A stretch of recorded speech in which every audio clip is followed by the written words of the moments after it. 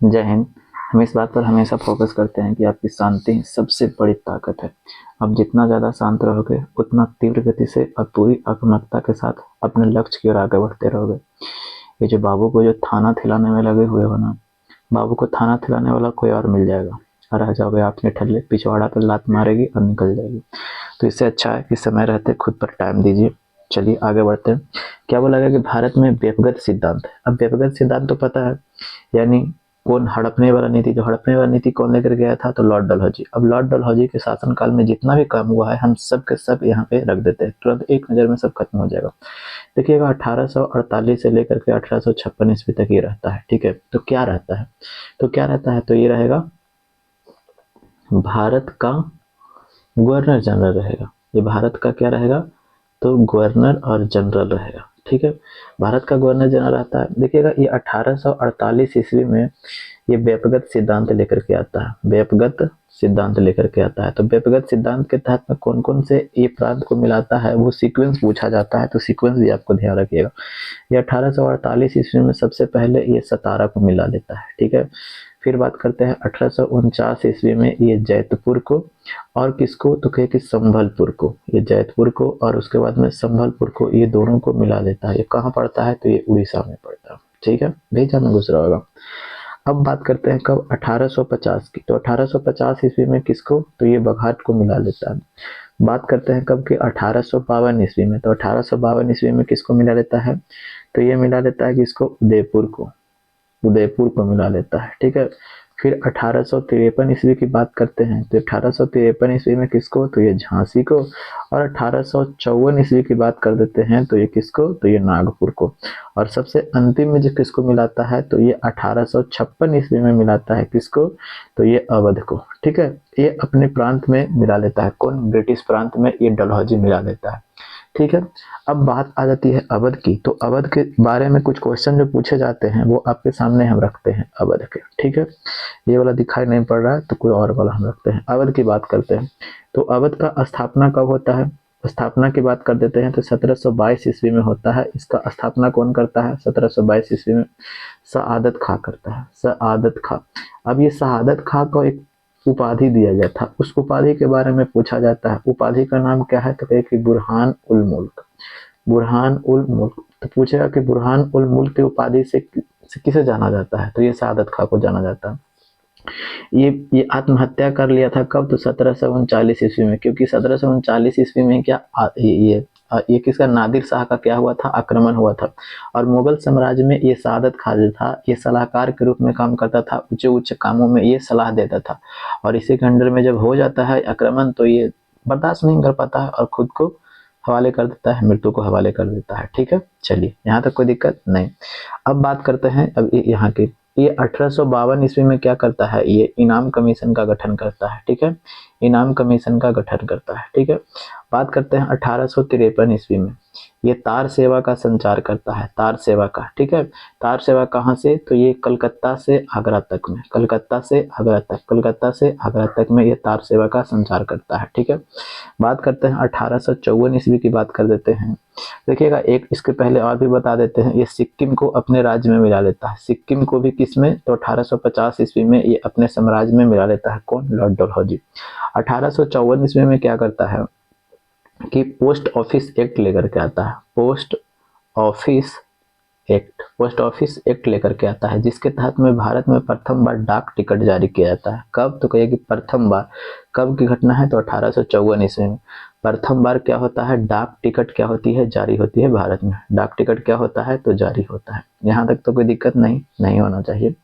बात करते हैं 1854 ईस्वी में शिक्षा के क्षेत्र में बहुत बड़ा जो क्रांति की आप बोल सकते हैं, ये इसको मैग्ना कार्टा भी बोला जाता है, वुड्स डिस्पैच। ठीक है, वुड्स डिस्पैच। तो पूछेगा कि वुड्स डिस्पैच किससे संबंधित है, तो ये शिक्षा से संबंधित है। इसे क्या बोला जाता है, तो शिक्षा का मैग्ना कार्टा भी बोला जाता है। किसे, मैग्ना कार्टा। मैग्ना कार्टा का अर्थ होता है महान दस्तावेज। ठीक है, तो ये वुड डिस्पैच को महान दस्तावेज बोला जाता है, किसका, शिक्षा का। यहाँ तक तो कोई दिक्कत नहीं होना चाहिए, तो नहीं होना चाहिए। अब ये अवध को कब मिलाया था, 1856, ये तो हमने बता ही दिया। ठीक है, अच्छा, और इसके बारे में जब हम बात करते हैं कब, ये 1853 ईस्वी की जब हम बात करते हैं। ठीक है। 1853 ईस्वी को कब, पूरा डेट लिख देते हैं, कब की बात है। तो देखिएगा कलर चेंज करते हैं, कलर थोड़ा अलग अलग अलग क्या करें, अलग क्या करते हैं, ब्लू। देखिएगा बात करते हैं कब की, तो 16 अप्रैल की बात करते हैं। 16 अप्रैल 1853 ईस्वी को कहाँ से, तो कहिए कि मुंबई से थाने के बीच में, मुंबई से कहाँ से के बीच में, तो थाने के बीच में ये 34 किलोमीटर तक भारत में प्रथम बार क्या होता है, रेल चलाया जाता है। ठीक है, रेल चलता है, ठीक है, रेल चलाया जाता है। इतना तो समझ जाएंगे ना। नोटबुक में जब लिखते हैं तो इतना काफी लिखिए, हर चीज को पूरा मत लिखने लग जाएगी, बोरिंग जैसा लगने लगा, फिर तो किताब तैयार हो जाएगा। ठीक है, चलिए यहाँ तक तो कोई दिक्कत नहीं होना चाहिए, नहीं। अगर बात करते हैं ये भारत का बात करते हैं ग्रीष्मकालीन राजधानी, ग्रीष्मकालीन राजधानी कहाँ ये घोषित किया, तो ये बनाया शिमला में बनाया। ठीक है, कहाँ बना लिया, शिमला में बना लिया।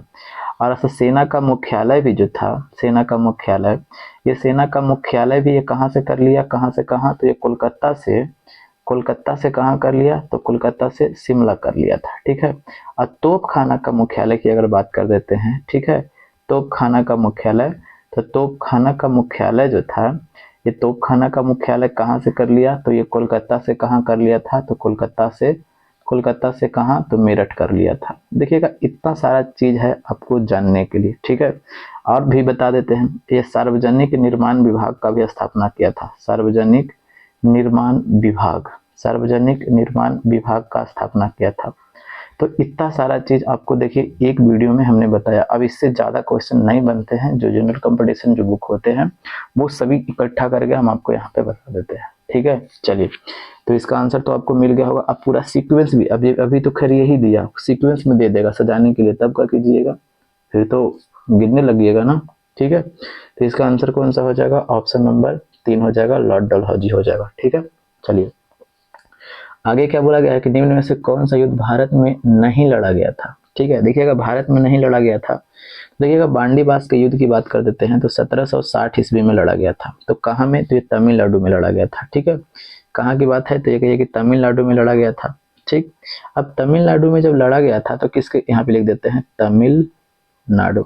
ठीक है, तमिलनाडु में लड़ा गया था, किसके किसके बीच, तो एक तरफ अंग्रेज था और दूसरी तरफ कौन सा, तो कहिए कि फ्रांसीसी था।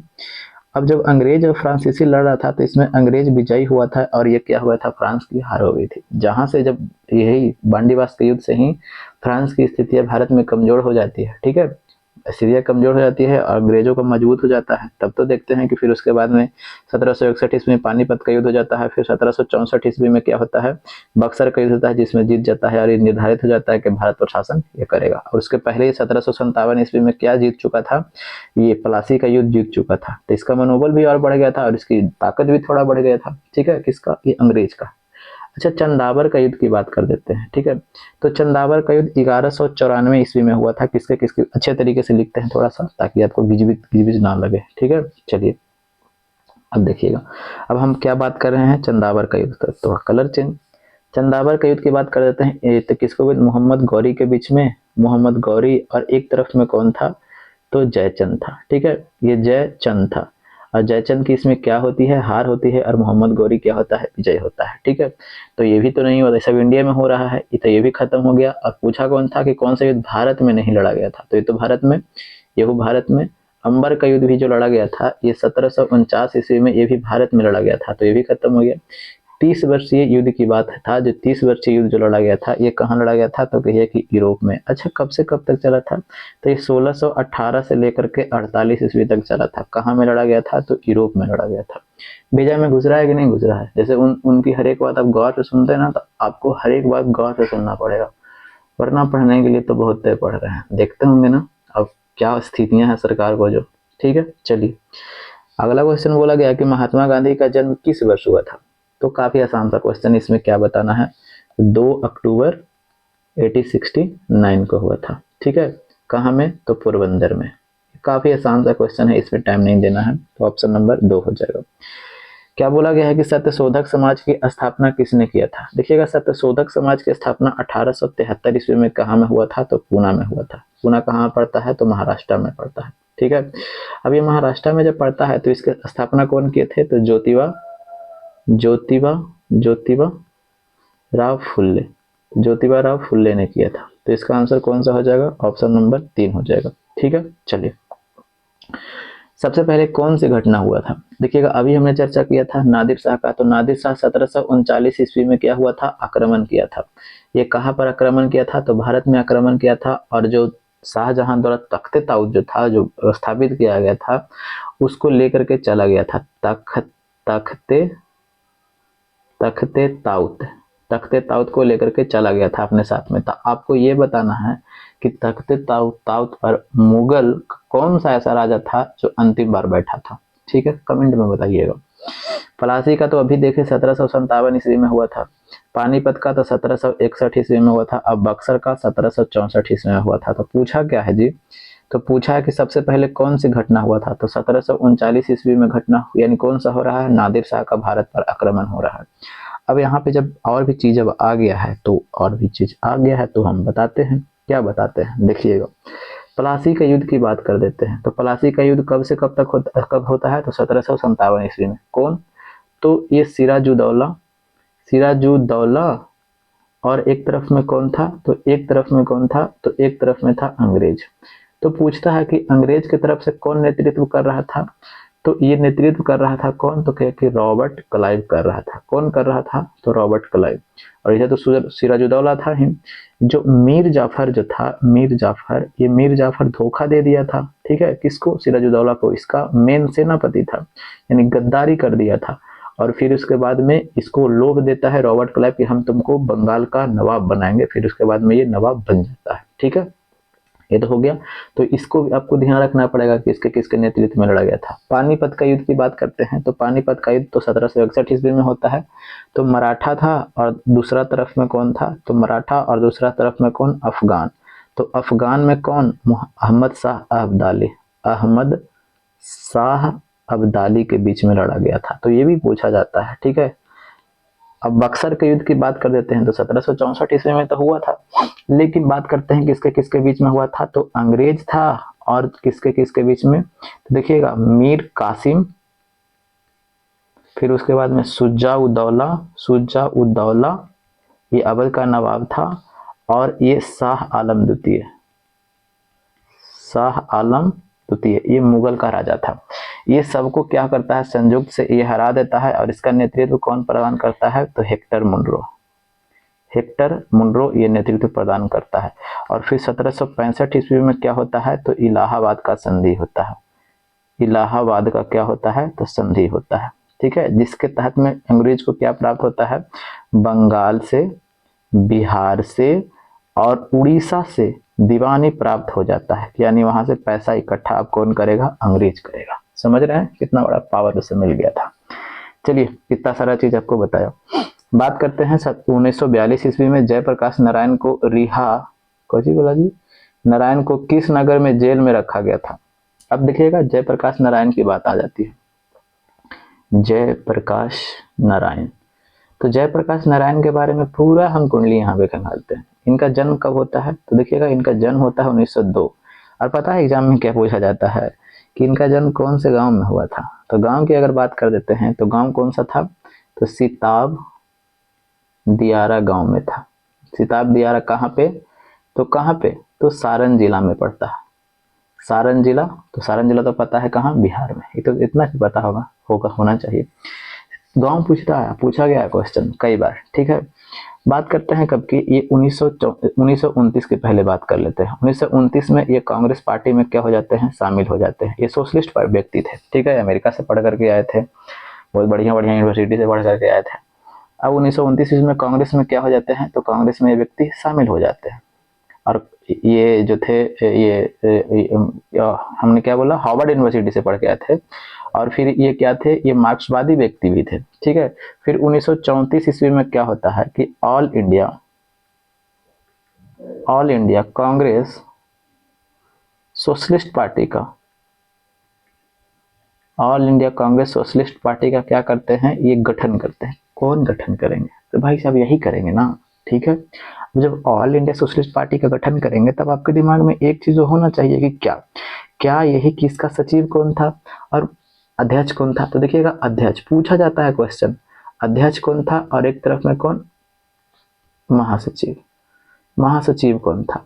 तो देखिएगा अध्यक्ष जो पूछा था है तो आचार्य नरेंद्र देव, आचार्य नरेंद्र देव इसका अध्यक्ष थे। और महासचिव कौन थे? तो ये जयप्रकाश नारायण, जयप्रकाश नारायण थे। ठीक है, यहाँ तक तो कोई दिक्कत नहीं होना चाहिए।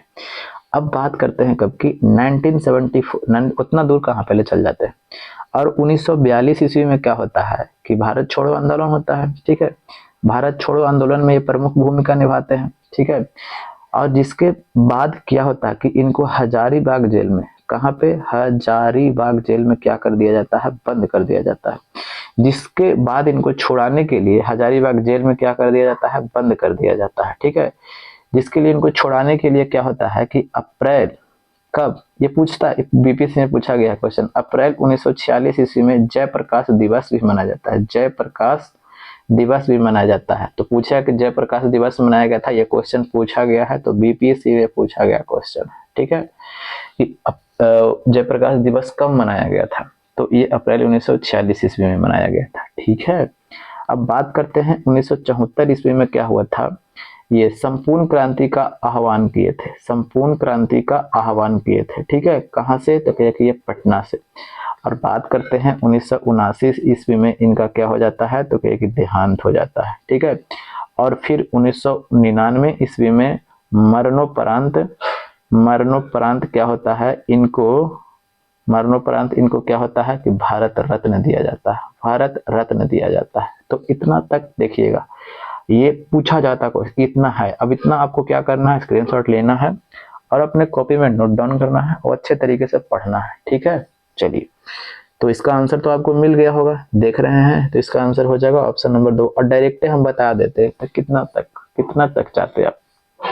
चलिए, अब देखिएगा ये मिलान करने के लिए बोला है, तो चलिए मिलान करते हैं। जालियांवाला बाग कहाँ है जी? तो अमृतसर में। तो डी का कहाँ हो जाएगा? 2। तो डी का 2, डी का ये तो 1 है खत्म, डी का ये 4 है, अभी 2 को बच रहा है। चलिए, गेटवे ऑफ इंडिया सी का 1, सी का 1, अभी भी नहीं छटा है। ठीक है, साबरमती आश्रम, तो साबरमती आश्रम कहाँ? इलाहाबाद, सॉरी इलाहाबाद करें, अहमदाबाद। तो कितना हो जाएगा? बी का 4, तो बी का 4। अब एक ही को ऑप्शन है तो ऑप्शन नंबर 3 हो जाएगा, बाकी तो छट गए, तो इसी गलत हो गया। ठीक है, चलिए आगे बढ़ते हैं अगले पर। 1799 ईस्वी में टीपू सुल्तान की मृत्यु के उपरांत मैसूर का राजा किसे बनाया गया था? देखिए, हम चाहेंगे तो यहाँ पे ऑप्शन को टिक लगा देंगे, बट क्या होगा आप समझ नहीं पाइएगा। देखिएगा, अब हम बताते हैं, थोड़ा सा आपको पूरी तरह से हम जानकारी दे देते हैं अच्छे तरीके से। ठीक है, सॉरी, अब देखिएगा बताते हैं क्या। देखिएगा, आंग्ल मैसूर युद्ध, आंग्ल मैसूर युद्ध, आंग्ल मैसूर युद्ध की बात करते हैं तो एक हुआ था प्रथम आंग्ल मैसूर। ठीक है, ये फर्स्ट था। ठीक है, यहाँ पे फर्स्ट लिख देते हैं, अब यहाँ पे सेकेंड लिख देते हैं, और यहाँ पे थर्ड लिख देते हैं, और यहाँ पे कौन सा लिख देते हैं, तो यहाँ पे फोर्थ लिख देते हैं। ठीक है, चीजों को समझिएगा अच्छे तरीके से। प्रथम आंग्ल मैसूर युद्ध की जब हम बात करते हैं तो प्रथम आंग्ल मैसूर युद्ध हुआ था कब से कब तक, यहाँ पे ईस्वी लिख देते हैं, तो ईस्वी कब से, तो 1767 से लेकर के कब तक, तो 69 ईस्वी तक। द्वितीय आंग्ल मैसूर युद्ध की जब हम बात करते हैं तो ये 1780 से लेकर के 84 ईस्वी तक, और तृतीय आंग्ल मैसूर युद्ध 1790 से लेकर के 92 तक, और ये 1799 ईस्वी में ये हुआ था, और इसमें टीपू सुल्तान का मृत्यु हो जाता है। बट अभी रुक जाइए, अब इसके बाद क्या होता है कि अब आपके दिमाग में एक चीज तो घूमना चाहिए कि प्रथम आंग्ल मैसूर युद्ध हुआ था तो अंग्रेज का तरफ से ये प्रमुख कौन था, तो अंग्रेज का तरफ से प्रमुख कौन था, तो यहाँ पे था लॉर्ड बेरेलस्ट। लॉर्ड क्या था, तो बेरेलस्ट था, लॉर्ड बेरेलस्ट था। ठीक है, अच्छा, और फिर अगर सेकंड जो हुआ था, सेकंड आंग्ल मैसूर युद्ध, तो द्वितीय आंग्ल मैसूर युद्ध हुआ था, तो उस समय भारत का जो, यानी उस समय तो बंगाल का गवर्नर ही था, सॉरी बंगाल का गवर्नर जनरल था, क्योंकि 1773 ईस्वी का रेगुलेटिंग एक्ट से बंगाल के गवर्नर का पद को हटा करके बंगाल का गवर्नर जनरल कर दिया गया था। तो कौन था, तो लॉर्ड वेलेजली। कौन था, तो लॉर्ड वेलेजली मैंने बोल दिया भाई, सॉरी भाई, वारेन हेस्टिंग्स ना, Lord Warren Hastings. Warren Hastings, Lord Warren Hastings, ठीक है। अच्छा, लॉर्ड वारेन हेस्टिंग्स की अगर बात, वारेन हेस्टिंग्स की जो हो गया, तो अब किसके बारे में आ रहा है, तृतीय एंग्लो मैसूर युद्ध। तो तृतीय एंग्लो मैसूर युद्ध कब कौन था, तो कार्न वालिस था, लॉर्ड कार्न वालिस था। और ये कौन था, तो 1799 इसमें लॉर्ड वेलेजली, जो सहायक संधि, वेलेजली जो सहायक संधि लेकर के आता है, यही ना वेलेजली। अब देखिएगा, बात समझते हैं पहले चीजों को अच्छे तरीके से।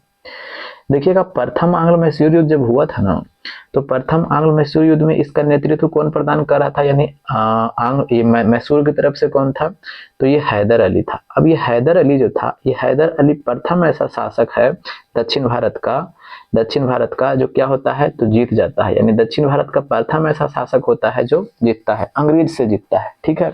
तो बहुत बढ़िया बात है, तो क्योंकि हाँ बढ़िया बात है। फिर उसके बाद में क्या होता है कि ये 1782 ईस्वी में हैदर अली की मृत्यु हो जाती है, ठीक है। तो हैदर अली की मृत्यु हो जाती है, हैदर की क्या हो जाती है, मृत्यु हो जाती है। और फिर उसके बाद में इसका बेटा टीपू सुल्तान बनता है। और फिर उसके बाद में 1799 ईस्वी में क्या होता है, टीपू की क्या होती है, मृत्यु हो जाती है, टीपू की मृत्यु हो जाती है। बट अभी रुक जाइए, अभी और हम चीज आपको समझाना चाहते हैं, ठीक है।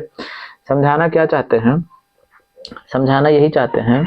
अब देखिएगा, और देखिएगा इसमें अब बात करते हैं कि अब कौन से संधि के तहत में कौन कौन सा युद्ध समाप्त हुआ था, संधि यहाँ पे लिख देते हैं, संधि। ये सब पूछा जाता है, जैसे मैं ये सब एक अगर पूरा क्लास अगर लेना चाहेंगे तो 1 घंटा लगभग लग जाएगा, तो समझिए कि थोड़ा देर में सब कुछ बताना रहता है।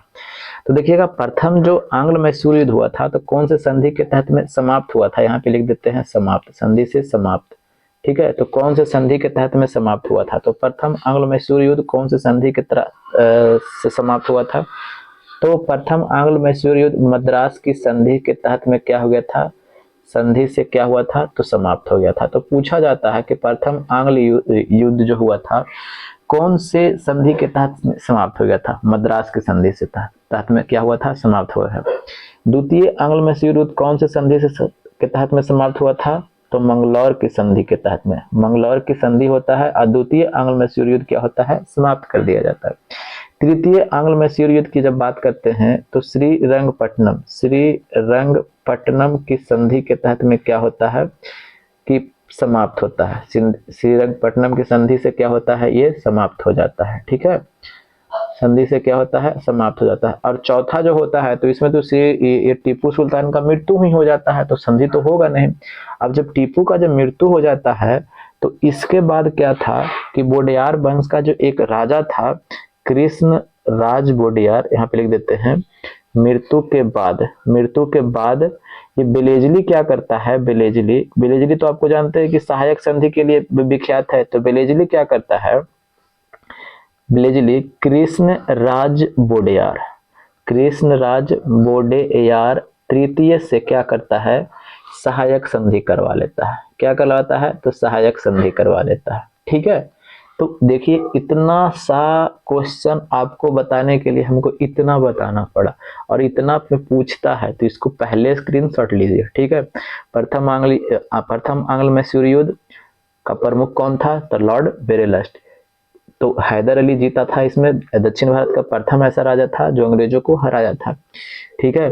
और फिर उसके बाद में, क्योंकि आप देख सकते हैं इस 1767 से 69 के बीच में जब हो रहा है, तो उसके पहले आप देख रहे हैं इसकी अंग्रेजों की ताकत को, आप पहले देखिए, आजमा लीजिए, केवल रटने की कोशिश नहीं कीजिए।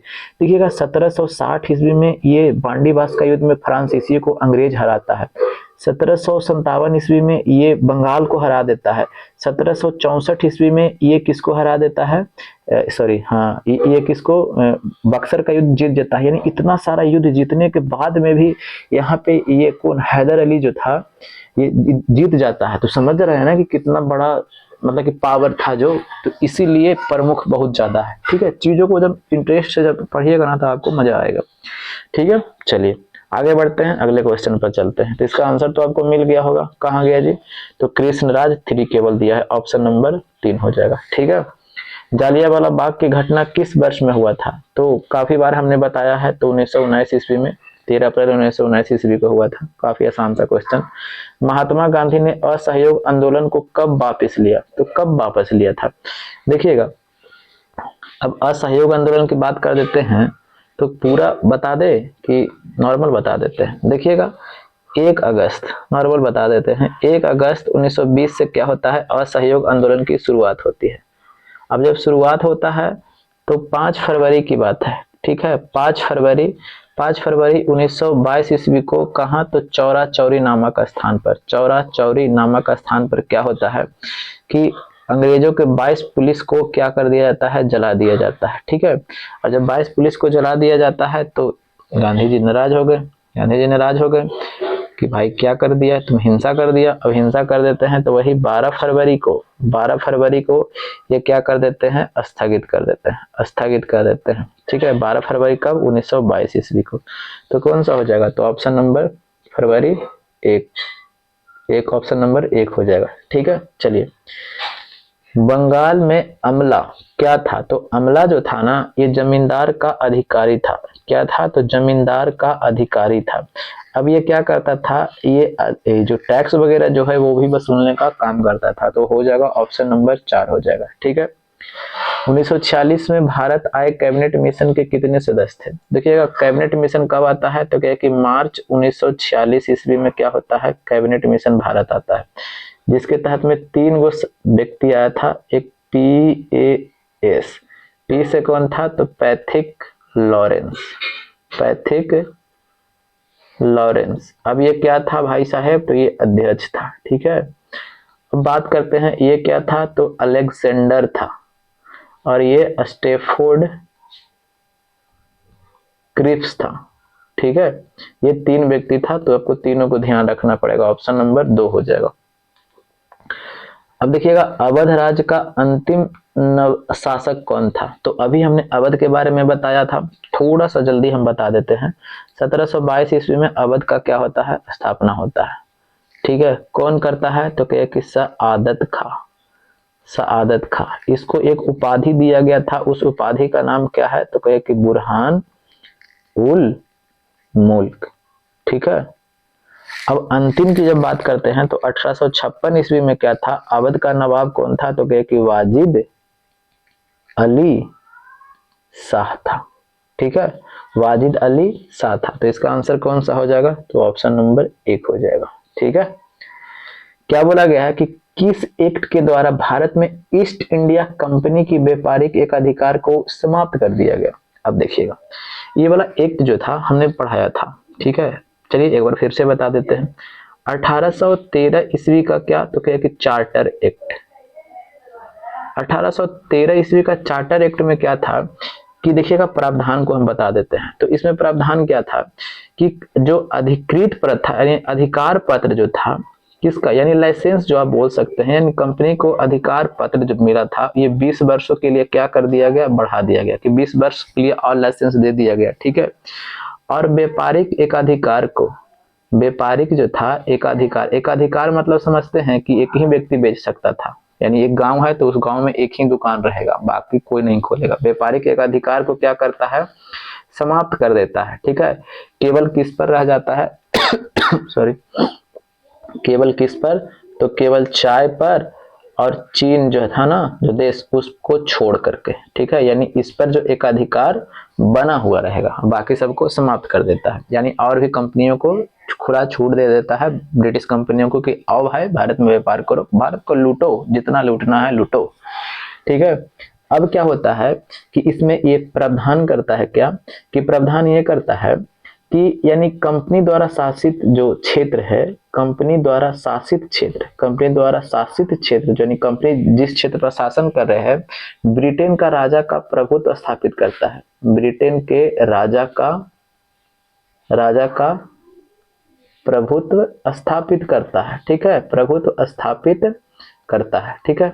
चलिए इतना सारा चीज इसमें प्रावधान किया गया है।